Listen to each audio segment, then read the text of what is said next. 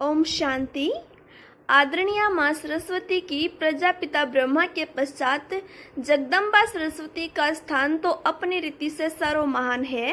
यज्ञ की स्थापना में उनकी शिरोमणि पवित्रता, घोर तपस्या, अटूट निश्चय इत्यादि की तो जितनी महिमा की जाए उतनी ही कम है। जिन्होंने उनके मुखमंडल को देखा है उनसे पूछिए कि वे क्या कमाल की कुदरत थी। उनको देखकर तो महाअज्ञानी भी कह उठता था, माँ ओ माँ, तेरी ठंडी छाँ, तेरी शीतल बाँ, तेरी हाँ में हाँ। ओ माँ तू ले जा चाहे जहाँ, हमें दिखता आसमां, भूल गया जहाँ। माँ ओ माँ। कैसी थी वो भीनी भीनी मुस्कुराहट जो शिव और ब्रह्मा ने ज्ञान रंग से चित्रांकित की हो। उस मुस्कुराहट को देखकर तो रोना सदा के लिए बंद हो जाता। वे निर्मल नयन उनसे योग तपस्या की प्रकाश रश्मियां जिस पर पड़ती उसे ही भी योग के पंख पर बिठाकर फर्श से अर्श पर ले जाती। उनका वह दिव्य व्यक्तित्व ही ऐसा था कि वे एक अहिंसक सेना की सेनापति दिखाई देती थी। उनकी चाल ढाल ही ऐसी थी कि जिसमें योग और राज मिलकर उसे इतना भव्य, दिव्य, सुसभ्य बनाते थे कि बात मत पूछिए। जिस किसी को भी उनका स्पर्श मिला उसने अनुभव किया कि उसकी इंद्रिय चंचलता शांत हो चली। जिस समय किसी ने उनके कमरे में प्रवेश किया तो देखा कि वे समाधिस्थ हैं, तपस्यारत हैं अथवा हंस माता के रूप में ज्ञान रत्नों को धारण किए हैं। क्या जादू था उनकी तस्वीर में, क्या सुगंधी थी उनके व्यवहार में, कैसी महक थी उनकी कर्मों में। जिसने उन्हें परिचय युक्त दृष्टि से देखा उसका तो जीवन ही सफल हो गया। अतः हम सभी का कैसा सौभाग्य है कि हम ब्रह्मा कुमार या ब्रह्मा वत्स भी हैं और सरस्वती पुत्र अथवा सरस्वती पुत्री भी हैं। लोग जिस देवी को विद्यादायिनी के रूप में विद्या का वरदान पाने के लिए पुकारते हैं, स्वयं उन्हीं के पुनीत हाथों से हमने अमृत पिया। स्वयं उनकी मुख वीणा से ज्ञान की स्वर्ग सुखदायिनी झनकार सुनी। उनके वृद्ध हाथों ने हमारे सिर पर प्यार बरसाया। उनकी ज्ञानमयी गोद के हम सुत हैं। हमारे इन नेत्रों ने सरस्वती को इस धरा पर खड़े बैठे चलते देखा। हमने यदि कुछ और भी न पाया तो क्या यह कम बात है? संसार में इससे अधिक सुंदर दृश्य और कोई हो सकता है क्या? जमीन आसमान सूक्ष्म दिव्य नाद करते थे जब वे चलती थी। चंदा भी देर से जाता था जब वह रात रात भर शिव पिता को याद करती थी। अरे वही पार्वती थी जिसने पर्वत पर तपस्या की शिव के लिए। गोरी वे ही तो थी। हिमराज की वे पुत्री ज्ञान गुण की दृष्टि से अपार सुंदर थी। जिसने उन्हें साक्षात नहीं देखा उसने क्या देखा? जिसे संसार आदि देवी, अम्बे मैया, ईव, हव्वा इत्यादि नाम से याद करता है, उन्हें देखने का यही तो मौका था।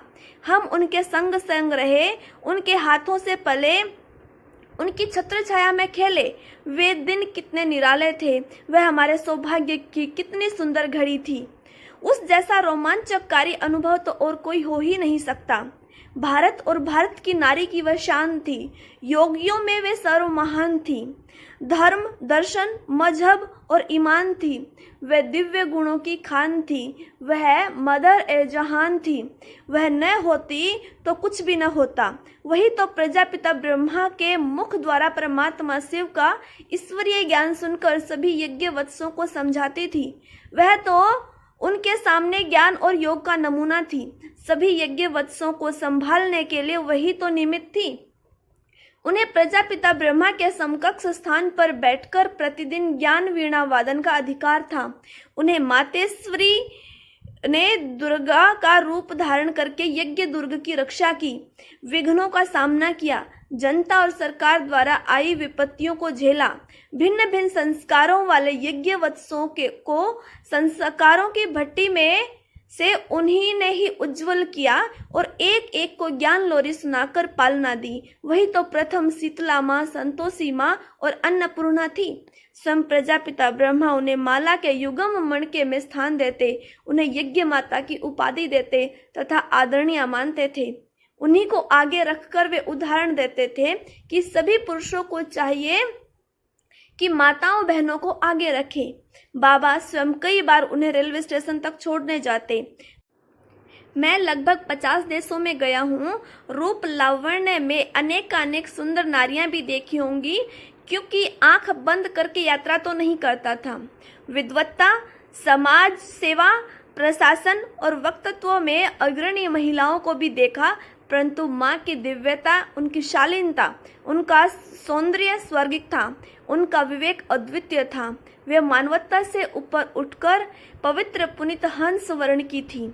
उन्हें देखकर कोई पातक हो, घातक हो, चातक हो, सभी कहेंगे माँ। वे पृथ्वी पर होते हुए भी पृथ्वी पर नहीं थी। उनकी आध्यात्मिक चेतना, उनका योग प्रकाश ऐसा था कि देखने वाला भी शरीर को भूलकर आत्मनिष्ठ हो जाता था। आत्मनिष्ठ न भी हो तो उसमें भी आध्यात्मिक चेतना जाग उठती थी। कम से कम थोड़े समय के लिए तो उनके तमोगुणी और रजोगुणी संस्कार बंद हो जाते थे। उनकी जगह सतोगुण का उदय होता था। ऐसी थी हमारी माँ जगदम्बा सरस्वती माँ। माँ तुझे सत सत प्रणाम। माँ, ओ माँ, तेरी शीतल छां, तेरी वरदायिनी बाँ, तेरी हाँ में हाँ, हमें दिखता है आसमां। माँ, ओ माँ। ब्रह्मा कुमार जगदीश चंद्र जी।